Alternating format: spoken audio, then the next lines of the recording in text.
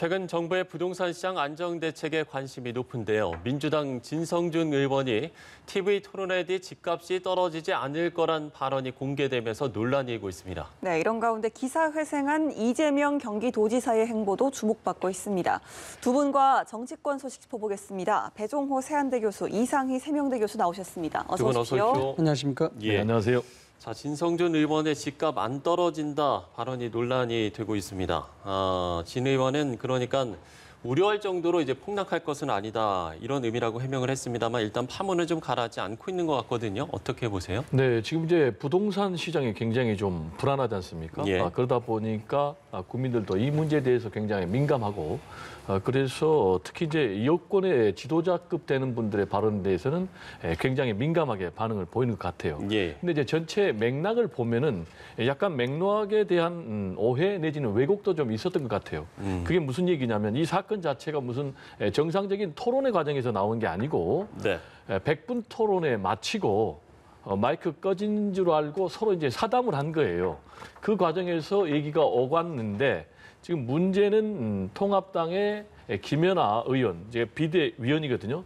비대위원이 이른바 현재 강력한 여권의 부동산 규제 정책에 대해서 부정적인 입장을 나타냈어요. 이렇게 해가지고 집값이 마구 떨어지면 경제가 어떻게 되겠느냐라고 얘기하니까 거기에 대한 이제 반박으로 내세운 거예요. 그래서 그렇게 집값이 많이 안 떨어질 것이다. 즉 지금 진성준 의원이 문제가 되니까 다시 해명을 내놨는데 네. 이른바 부동산 하락론자들, 보수 세력의 부동산 하락론자들이 현재의 강력한 정부 여당의 부동산 규제 정책 발목 잡기 위해서 얘기하니까 거기에 대한 반박을 하는 것이다. 라고 해명을 하면서 분명한 것은 부동산 투기 막아야 된다. 그리고 강력한 규제 필요하다. 그리고 동시에 1가구 1주택 실소유자들의 부담은 줄여져야 된다라는 이 정부의 세 가지 방침은 앞으로 흔들림 없이 밀고 나가겠다. 이렇게 해명을 했습니다. 예. 그러니까 맥락에 대한 좀 왜곡이나 그러니까 좀 이해가 필요하다 이렇게 좀 말씀을 해주신 것 같은데요. 어떻게 보세요? 그렇게 참 편의적으로 생각하시면 얼마나 좋겠습니까? 이 부분은 우리가 근본적으로 생각해야 할 문제가 있죠. 왜 이 방금 말씀하신 대로 토론회가 끝난 후에 마이크가 공개적으로 나가지 않는 상황에서 이 얘기가 나왔다. 결국 개인적인 사담에서 이야기가 나왔다. 그런데도 불구하고 이 문제가 왜 이렇게 정치권의 쟁점화되고 도드라질 것이냐. 이 문제 아니겠습니까? 예. 이것은 결론은 간단합니다. 이게 부동산 문제이기 때문에 그렇습니다. 22번의 대책이 내놓았고 그 대책이 내놓는 과정에서도 부동산이 안정이 되지 않고 있고 여러 가지 집을 가진 사람이 뭔가 모르게 죄인이 돼가는 그런 어떤 형국. 그래서 이것을 쉽게 이야기하자 그러면은 민심이 부동산 문제로 해서 굉장히 들끓고 있다. 그런 시점이란 말이죠. 그런 시점에서 진성준 의원이 상당히 책임 있는 여당 정치인의 한 사람이기 때문에 이 부분이 공개적인 토론에서 이야기했든지 아니면 그렇지 않든지 그 말 한마디가 던져주는 파장이 심각한 뇌관을 건드리는 일종의 신호탄, 방아쇠의 역할을 한 것이다라는 것입니다. 그 문제 때문에 그렇구나라고 민심이 여기에 바로 움직임의 반응을 보이는 것이죠. 그래서 이 부분을 이야기하자면 이렇습니다. 두 가지 아니겠습니까? 그러면 22번의 대책이 넣어놨는데 진성준 의원이 이렇게 어떤 뭐 공식적이 아니더라도 은연중에 실수로 진실이 나타난다는 듯이 그렇게 이야기한 것이 그럼 22번의 대책은 그동안 쇼였느냐? 이런 부분. 그다음에 또 뭡니까? 이 토론의 주제가 재밌습니다. 집값 잡힐 것인가에 대한 부분입니다. 그런데 집값 안 잡힌다고 이야기해버렸어요. 그래서 이 부분에 대해서 상당히 화제를 불러일으키고 정치적 쟁점을 불러일으킬 만한 소지가 있다는 것입니다. 이거 다시 이야기하자면은 그러면은 집값을 잡는 안정화 대책이 아니고 결국 증세를 하기 위한 대책이 아니냐 이런 논란이란 것이죠. 뭐 시중에는 여러 가지 뭐 논란이 많습니다만 심지어 일각에서는 코로나보다는 세금이 더 무섭다는 그런 얘기가 나올 정도로 지금 부동산 시장이 불안정되고 들끓고 있는 이 와중에서 진성준 의원이 지금 뭐 여러 가지 지인하기 위해서 이야기를 하고 있습니다만은 이거는 일종의 불을 붙인 듯한 어떤 파장이 클 수밖에 없는 그런 문제고 전체적인 부동산 정책과 정부 여당의 정책의 신뢰도를 급격하게 떨어뜨리는 역할을 하고 있다 이렇게 볼 수 있는 겁니다. 예. 비방용 진담인지 아니면 좀 과장된 해석인지 글쎄요. 진성준 의원 같은 경우는 지금 국회 국토교통위원회 위원이기도 하고 또 집권 여당의 이 전략기획위원장이기 때문에 더욱더 좀 그 논란이 커지는 것 같습니다. 예. 방송 당일에 또 문재인 대통령이 이 집값을 꼭 잡겠다라는 내용의 개원 연설도 하지 않았습니까? 그러다 보니까 지금 뭐 권리당원 게시판에 좀 위원 변경 요구도 거세다고 들었거든요. 그러니까 이제 일부 맥락을 오해한 분들이 그렇게 한 거예요. 지금 제가 교수님께 여쭤보고 싶은데, 예. 그러면 교수님은 김연아 전 의원의 발언에 동의하는 건지, 그걸 제가 여쭤보고 싶은 게, 김연아 전 의원이 뭐라고 했냐면, 이렇게 강력하게 규제를 하면은 집값이 너무 떨어지면 국가 경제에 너무 부담이 된다라고 얘기하니까 거기에 대해서 진성준 의원이 반박을 한 거예요. 그렇게 집값이 안 떨어질 것이다. 어제 오늘의 문제가 아니다. 라는 얘기거든요. 그러면은 이 두 가지 발언 중에서 누가 지금 부동산 하락을 원하지 않는 사람인지는 분명히 나와 있잖아요. 김연아 전 의원, 그러니까 비대위원 같은 경우 지금 집값 떨어지는 걸 원하지 않는 거예요. 그래서 거기에 대해서 반박을 한 거예요. 그렇다면 지금 현 정부도 부동산 정책이 뭐 세제 금융 정책 하면은 22번까지 나왔다 하는데 박근혜 정부 시절에 보면은 무려 18번 나왔어요. 4년간에. 그러면 그때도 냉탕, 온탕, 오락가락을 굉장히 한 거예요. 강력하게 규제했다가 나중에는 집값을 뭐 부동산 계속해서 빚을 내서라도 부동산을 사라라고 하면서 대대적으로 대출까지 규제를 해줬단 말이에요.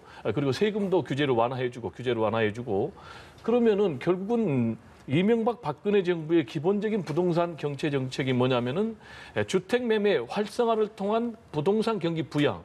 이걸로 가는 거예요. 그럼 이게 계속 심화되면은 결국은 부동산 불로소득 경제 구조가 되는 거예요. 그러면 예. 부자는 계속 부자 되고 가난한 사람은 계속 가난하게 되고 그러면 양극화가 심화되는 그런 상황에서 지금 정부가 이제 고강도 규제 정책을 내는 거예요.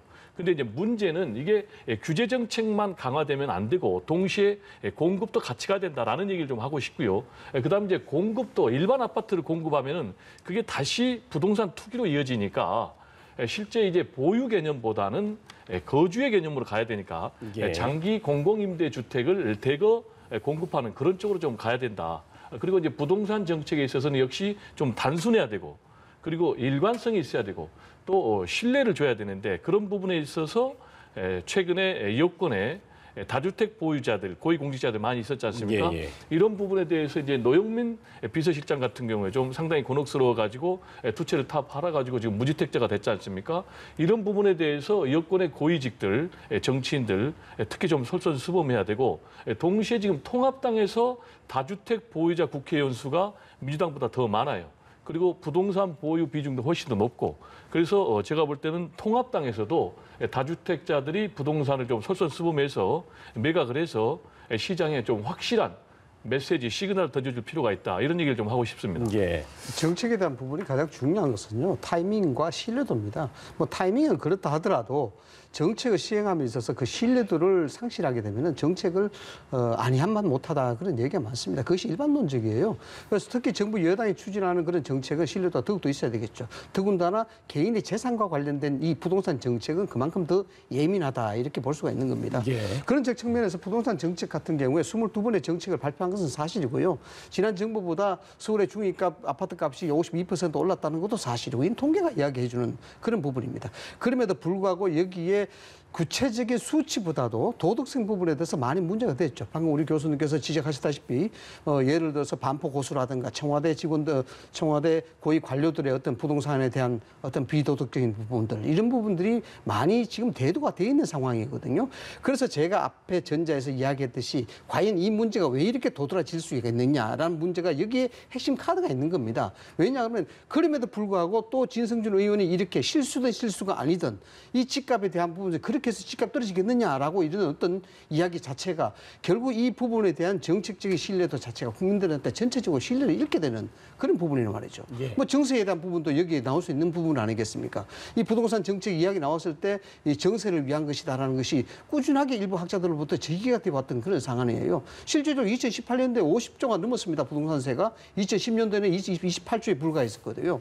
그래서 앞으로 세금을 통해서 여러 가지 정책을 추진하는 데 있어서 세금이 어떻게 될까? 않을까, 고갈되지 않을까라는 것이 일반적인 민심이었습니다. 그런 상황에서 진성준 의원의 얘기가 그러면은 정책에 대한 당위성보다도 오히려 정세를 하기 위한 어떤 것들이 아니냐라는 그런 오해를 충분히 낳을 수밖에 없는 그런 상황이라는 것이죠. 그래서 뭐 김연아 의원이 글쎄요, 뭐 이런 표현이 어떨지 모르겠습니다만 토론이 끝나고 난 다음에 개인적인 사담이라 할지라도 의문의 이성을 거둔 건 사실이죠. 그에 대한 부분의 질문이 글쎄요, 꼭 뭐 집값 하락을 원치 않는 사람이 어떤 질문같이 이야기하는데 그건 예. 어떤 국가적인 정책 전반에 관한 어떤 질의를 한 것이고 여기에 대해서 진성준 의원이 그래서 자꾸 뭐 여기에 대해서 많은 어떤 해명을 내놓고 있습니다만은 국민들이 보는 것은 이 정책에 부동산 정책에 많이 내놨는데 이걸 믿어도 될 것이냐 진성준 의원의 이야기 들으니까 이게 참 믿기가 힘들지 않느냐 이런 오해를 계속해서 확산될 수밖에 없는 그런 여지가 있는 것이죠. 예. 뭐 어쨌든 뭐 정부와 여당의 부담은 좀 만만치 않을 것이다라는 좀 이야기들도 나오고 있는 상황인데 뭐 짧게 좀 첨언을 하시겠습니까? 네, 지금 이제 쟁점이 진성준 의원의 발언이 옳으냐 그르냐 그 문제 아니겠습니까? 예. 거기에 대해서 아까 설명했듯이 김연아 비대위원이 이렇게 하면은 너무 집값이 많이 떨어지면 국가 경제에 부담이 되느냐라고 했기 때문에 이 부분에 대해서 그러면은 우리 교수님이 동의를 하는지, 즉 그러면은 강력한 고강도 규제 정책을 그러면 반대한다는 건지, 그러면 동시에 지금 통합당 같은 경우는 규제 정책 반대하거든요. 그리고 재건축도 완화해야 되고. 그러면 그런 부분에 대해서 반대를 하는 건지 찬성을 하는 게 분명하게 얘기하고 그래서 이런 부분이 지금 쟁점이 정리가 안 되기 때문에 제가 진성준 의원에게 좀 요구하고 싶은 것은 차라리 이 부분에 대해서 김연아 의원과 분명하게 진실 게임을 좀 할 필요가 있어요. 두 분이 다시 한번 토론을 해서 이 부분에 대해서 정확하게 진위가 왜곡이 됐는지 안 됐는지 그 부분을 좀 얘기할 필요가 있고 그리고 각자의 부동산 정책이 뭔지라는 부분을 얘기를 해서 이 부분에 대해서는 깔끔하게 좀 정리를 할 필요가 있다라는 얘기를 좀 드리고 싶습니다. 예, 이렇게 부동산 정책 관련해서 참 여러 가지 의견들이 쏟아지고 있는데요. 이런 가운데 추미애 법무부 장관도 좀 이야기가 나왔습니다. 서울 그린벨트 해제에 대해서 정부가 좀 추진을 하겠다 하는 의견에 반대를 좀 표한 건데요. 법무부 장관이 부동산 정책 관련해서 좀 적극적으로 입장을 낸다는 것 자체가 상당히 이례적인데 어떻게 보셨습니까? 이 부분은 뭐 일각 정치권에서는 해석이 여러 분분합니다. 뭐냐 그러면 서울시장을 출마하기 위한 어떤 정치적 세력의 확산이 아니냐 이렇게 보는데 근본적으로 저는 뭐 서울시장을 노리고 있던 그런 부분도 일면 뭐 타당성 있는 뭐 추측이라고 봅니다. 그러나 예. 그보다도 좀 더 큰 어떤 그림에서 나온 그런 얘기가 아닌가 이렇게 봅니다. 왜냐 그러면은 실질적으로 부동산 관련해서 추미애 장관이 언급한 것은 2017년도에 당대표 시절부터 이야기했던 겁니다. 이 부분이 이제 지대계획이라는 부분인데 이 지대계획이라는 것은 그 헨리 조지가 이야기한 미국 그 경제 철학자거든요. 그 부분인데 이 사람은 뭐냐 그러면 결국 부의 빈부에 대한 차이가 극대화 되는 것은 토지 사유화가 가져다주는 그런 부분들에 대한 병폐가 있었기 때문에 결국 향후에는 땅 주인은 숭배받는 세상이 될 것이다라는 것이 헨리 조지가 이야기했던 겁니다. 이 당대표 연설에 헨리 조지를 이야기를 했어요. 그래서 지대계획을 이야기한 거거든요. 이 지대계획이 뭐냐 그러면은 토지 국유화와 토지 사유의 중간적 개념입니다. 이게 쉽게 이야기하자면 언론에서 나온 대로 토지 공개념의 얘기입니다. 이 토지 공개념의 얘기를 지금 다시 끄집어내고 있는 그런 부분이거든요. 그래서 이게 일종의 뭐 자본으로부터 독립이죠. 토지와 금융이 한 마음이 돼 있어, 한 몸이 되어 있으니까 이 부분에 대해서 개선이 필요하다라는 것인데 이런 측면에서는 정치적인 큰 그림에 의해서 본인에 대한 입지를 넓히려는 그런 부분이 분명히 있습니다만은 예. 그것 말고 또 하나 우리가 추론을 해 볼 수 있다 그러면은 지금 부동산 정책이 정부 여당에 상당히 문제점을 많이 안고 있고 여기에 상당히 곤혹스러워하는 그런 상황에서 과연 추미애 의원이 뭐 당과 정부 여당과의 어떤 교감에서 비롯됐다고는 볼 수는 없지만은 다시 이 토지에 대한 문제점, 즉 이 내면에 토지 공개념이 들어가 있거든요. 이 토지 공개념에 대한 얘기를 다시 한번 끄집어내는 그 이유가 뭔가? 전체적인 정부 여당의 토지 정책이라든가 부동산 정책의 전면적인 어떤 전환을 이야기하는 것이냐, 그 신호탄으로 봐야 될 것이냐, 아니면은 추미애 법무부 장관이 통상적인 정치적인 큰 그림을 위해서 내놓는 일종의 메시지냐 이렇게 보는 그런 시각들을 아마 좀 집중적으로 좀 봐봐야 될 부분이 아니냐라는 생각을 합니다. 네. 추 장관의 발언 좀 어떤 의도가 있다고 보세요? 본인이 이제 상당히 좀 중요한 국가적인 요인 아니겠습니까? 예. 정부에서 여당에서 지금 당 대표도 했고 5선 의원이고 지금 이제 법무장관이고 그러다 보니까 지금 부동산이 굉장히 국가적인 현안인데 여기에 대해서 본인의 확실한 입장을 좀 밝혀야 되겠다, 소신을. 그리고 동시에 좀 정치적인 위상을 더 높여야 되겠다는 생각도 갖고 있는 것 같아요. 왜냐하면 예. 앞으로 본인이 뭐 서울시장이라든지 대권에 도전할 그런 꿈을 갖고 있거든요. 그럼 이제 본인의 소신과 관련해서 좀 얘기를 하면은 지금 대한민국의 부동산 불로소득 경제를 반드시 바꿔야 된다라는 소신이 확실한 것 같아요.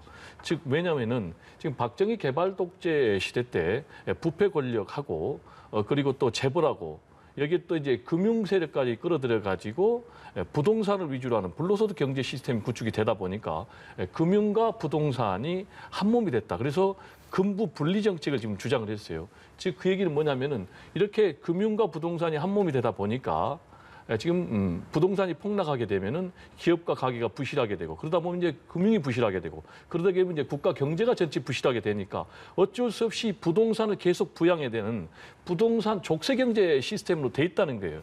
그래서 더 이상 박근혜 개발 독재 시대 때부터 내려오는 이명박 박근혜 시대의 주택 매매 활성화를 통한 부동산 경기 부양은 안 된다는 거예요. 과거에 이제 우리의 잘못된 경제 시스템 하면은 재벌 중심의 경제 그리고 또 부동산 불로소득에 의한 양극화 이 두 부분을 반드시 고쳐야 된다. 그러기 위해서 이제 본인이 주장한 게 지대 개혁 그리고 토지 공개념을 얘기를 했거든요. 예. 그래서 저는 이 부분에 대해서 좀 상당히 우리 사회가 좀 함께 고민해봐야 된다. 그래서 이제 김두관 의원 같은 경우는 우리 헌법을 앞으로 개헌을 하게 될 경우에는 개정을 하게 될 경우에는 반드시 우리 헌법에 토지 공개념을 도입해야 된다라는 얘기도 하고 있고 또 이재명 지사 같은 경우는 국토 보유세 도입을 얘기를 하고 있는데 더 이상 앞으로 대한민국에서 이 부동산 불로소득 경제가 자리 잡아서 양극화되는 이런 부분은 좀 구조적으로 문재인 정부에서 제동을 걸 필요가 있다. 이런 얘기를 좀 드리고 싶습니다. 네. 자, 다음 이야기로 넘어가 보겠습니다. 대법원의 무죄 취지 판결을 받은 이재명 지사가 어제 이제 부동산 관련 발언을 했는데 오늘은 이제 병원 수술실 CCTV 설치를 의무화해야 한다 이런 이야기를 또 꺼냈습니다. 글쎄 이게 상당히 좀 광폭 행보 아닙니까? 일단 그 이재명 지사가 무기 취지의 파기환송 판결을 받고 난 후에 여러 가지 많은 메시지를 내놓았습니다만 그중에서 가장 도드라지는 메시지가 정치적 외톨이다라는 그런 메시지였습니다. 네. 이 정치적 외톨이에 대해서 여러 가지 분분한 해석이 있을 수가 있겠습니다만 이건 표면적으로 봐서는 앞으로 어떤 경우라도 독자적인 행보를 할 수 있다는 것을 시사하는 것이고 또한 친문 진영 즉 정부와 여당과의 어떤 그런 측면에서 독자적인 어떤 지지세를 계속해서 확보해 나가겠다 이런 부분입니다. 일종의 이제 상당히 좀 변칙적인 어떤 정책적 스타일을 보여주는 분이 이제 이재명 지사로 봐야 되겠죠. 그런 측면에서 어제 나온 얘기는 정부 여당의 정책적 결과는 완전 판이한 그런 부분들을 드러냈단 말이죠. 예를 들어서 그런 것 아니겠습니까? 부동산 정책과 관련해서 비싼 집을 가지고 있다 해서 그 죄인이 될 필요가 있느냐 이런 부분이거든요. 이런 부분들은 발언 그 자체도 상당히 파격적인 부분이기도 하지만 전체적인 이게 무슨 뭐 좌파다 우파다 아니면 중도 진영이다 이걸 아우러서 전체적인 대중적 심리를 굉장히 소구하는 그러한 어떤 맥락으로 봐야 됩니다. 전체적으로 세금에 대한 부분에 대한 부담이 점차적으로 늘어나고 있는 상황에서 실질적으로 서민들은 여기에 대한 중압감을 느끼고 있단 말이죠. 이런 부분에 있어서 이재명 지사가 이런 얘기를 끄집어내는 것은 이 본인이 가지고 있는 이재명 지사의 팬덤층 지지층뿐만 아니라 외연 확장을 위한 아주 고도의 계산된 메시지다 이렇게 이제 봐야 된다는 것입니다. 예, 이재명 경기지사 행보에 참 더더욱 무게가 좀 점점 더 실리는 것 같습니다. 특히나 이번 이 민주당 전당대회에서요 김부겸 전 의원과 연대를 할 것이라는 관측도 나오거든요. 과연 이번 전대 좀 적극적으로 움직일 가능성은 좀 얼마나 있는지 또 이낙연 대세론에는 과연 또 영향을 미칠 것인지 궁금합니다. 네, 이낙연 대세론은 당분간은 영향을 미치지 않고 이낙연 대세론이 갈 것 같아요. 네. 그래서 민주당 전당대회에서 과연 누가 당대표가 될까? 제가 볼 때는 지금 현재 뭐 어디락 어차피 대세는 이낙연이다라는 얘기가 있지만은 제가 볼 때는 큰 흐름에서는 이낙연 대세론으로 끝나지 않을까? 당권 경쟁에 있어서. 왜냐하면은 첫 번째로 일단 이낙연 의원 같은 경우는 민주당에서 독보적인 대선 주자 1위 후보 아니겠습니까? 그런데 이제 이런 대선 주자 1위 후보를 만약에 당권 경쟁에서 낙마시킨다.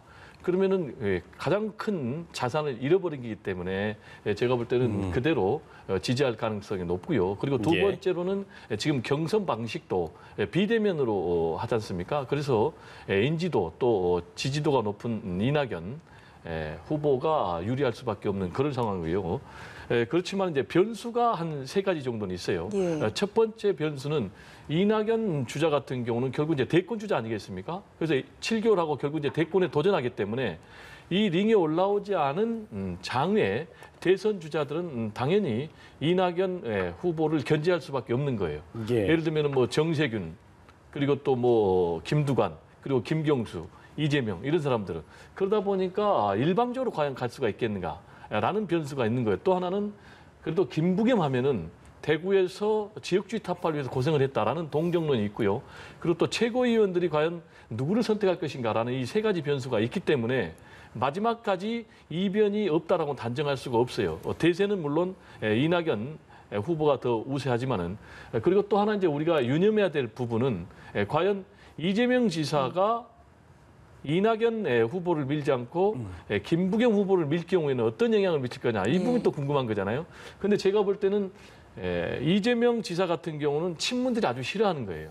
그래서 이재명 지사가 만약에 김부겸 후보를 강력하게 지지한다면 오히려 친문들은 이낙연 후보를 지지하는 쪽으로 가기 때문에 그거는 오히려 제가 볼 때는 큰 변수는 안 된다. 네. 다만 이제 우리가 지켜봐야 될 것은 승패도 중요하지만 과연 결과가 어느 정도 나오느냐. 제가 볼 때는 뭐 6대4 이상의 격차로 이낙연 후보가 이긴다면은 이낙연 대세로는 상당 부분 견고하다라는 것이 입증이 되겠지만 만약에 어렵게 이긴다라면은 장기적으로 이재명이 부강하면서 이낙연 독주 체제가 무너지면서 이낙연 대 이재명의 양강 구도로 판이 구도가 바뀔 수가 있다. 이렇게 저는 좀 전망을 해봅니다. 예. 지금 이제 친문과의 관계를 이야기를 해주셨으니까요. 이제 물론 뭐 아직은 좀 먼 이야기입니다만 대권 가도에서 이 친문과의 관계 회복이 관건이다. 이런 좀 지적들이 좀 나오고 있거든요. 이 부분은 좀 어떻게 보시는지요? 제가 볼 때는 친문하고 관계 회복은 안 될 것 같아요. 왜냐하면 너무 서로 입장차가 다르기 때문에 아시겠지만 지난번 뭐 대선 후보 경선 그리고 또 경기도지사 경선에서도 아주 첨예하게 대립을 했지 않습니까? 그래서 또 뭐 해경궁 김씨 사건도 굉장히 큰 파장을 불러일으켰는데 그래서 제가 볼 때는 뭐 양자 간에 회복이 되거나 뭐 서로 동지로 바뀔 가능성은 없고 경쟁자로 계속 갈 텐데 그럼 이제 결국은 중요한 게 친문의 선택이에요. 친문은 지금까지는 대선 레이스에서는 당분간은 좀 관망을 한다고 봐야 돼요. 왜냐하면 지금 친문에서 친문 적자로 꼽고 있는 사람은 김경수 지사거든요. 근데 김경수 지사 같은 경우 지금 드루킹 재판이 걸려있기 때문에 이 부분이 과연 해결될지 안 될지 그때까지는 좀 관망할 필요가 있다. 그래서 만약에 김경수 지사가 드루킹 재판 관련해서 족쇄가 풀린다면은 이쪽으로 친문이 몰릴 가능성이 있고 만약에 좋지 않은 결과가 나온다면은 친문은 이재명이 아닌 다른 선택을 해야 된다. 그래서 이낙연 대세론이 계속 간다면은 친문은 이낙연을 선택할 가능성이 높지만 만약에 이낙연 대세론이 균열이 오면서 투톱 양강 시스템으로 갈 경우에는 친문 세력들은 다시 친문 적자 후보를 선택할 것이다. 그러면 누가 있는가? 그러면은 김두관 또는 정세균 또는 유시민 이렇게 되거든요. 그래서 일단은 유시민은 본인이 안 한다고 했기 때문에 김두관이라든지 정세균 이 두 사람 중에 선택을 고민할 텐데 만약에 이 두 사람으로 도저히 이재명을 상대하기가 어렵다.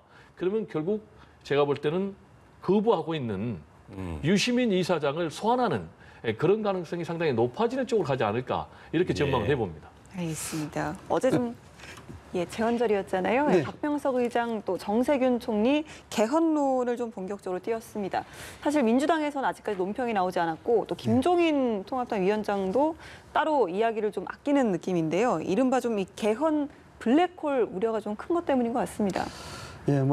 개헌론 이야기하기 전에 민주당 전당대회 말씀하셨는데 참 재밌습니다. 그래서 재밌는 부분인데 저는 뭐 간단하게 한 말씀 코멘트하고 들어간다 그러면은 이재명 지사가 친문과 척을 지는 즉 대립적 관계로 손해보는 일은 하지 않을 것이다라는 게 제 생각이에요. 그래서 여러 가지 진짜 추측이 있을 수 있습니다만 친문 진영에서는 세상 그렇게 만만한 것이 아니다라는 그 메시지가 이재명 지사에게 보내는 그런 카드가 아닐까라고 생각이 드는 것이고 개헌론 이 부분은 이미 예상이 됐던 부분입니다.